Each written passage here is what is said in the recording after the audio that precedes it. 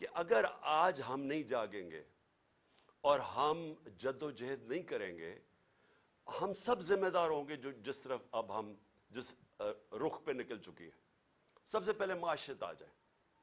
دیکھیں معیشت جو ہے نا، اس کے اوپر بھی ایک بڑا ضروری ہے، میں جو شروع میں بات کی کہ ادھر بھی انصاف چاہیے ہوتا ہے، رول آف لا چاہیے ہوتا ہے، سرٹنٹی چاہیے ہوتی ہے لوگوں کو۔ یہ جب تک مجھے یہ اعتماد نہیں ہوگا کہ آج جو میں یہ فیکٹری بنا رہا ہوں، میں دکان بنا رہا ہوں، میں پیسے لگا رہا ہوں، اپنی محنت کے سرمایہ کاری کر رہا ہوں، جب تک مجھے یہ نہیں پتا چلے گا کہ یہ آگے بھی یہی سسٹم رہے گا، جب تک مجھے یہ اعتماد نہیں ہوگا کہ یہ قانون نہیں ایک دم بدل جائے گا، یہ اب سسٹم چلے گا، تب تک میں پیسے نہیں لگاؤں گا۔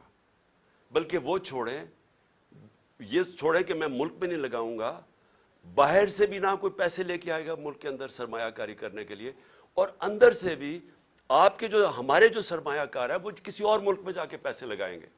اب دبئی میں جا کے کبھی پوچھیں، پاکستانی بزنس مین وہاں کتنے کارخانے بھی چلا رہے ہیں، بزنس بھی چلا رہے ہیں، ان سے پوچھے تو صحیح کہ جب آپ کا ملک ہے، آپ نے پاکستان میں کیوں نہیں پیسہ انویسٹ کیا؟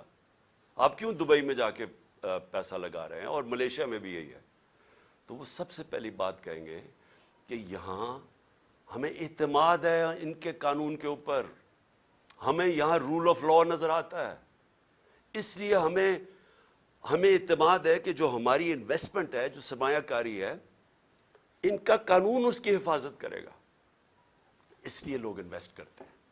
اور ہماری جو سب سے بڑی طاقت ہے اوورسیز پاکستانی، جن 1 کروڑ اوورسیز پاکستانی ہے، 10 ملین اوورسیز پاکستانی ہے، آپ یہ سمجھ جائیں کہ اگر ان میں سے میں پھر سے ایک فگر دیتا ہوں،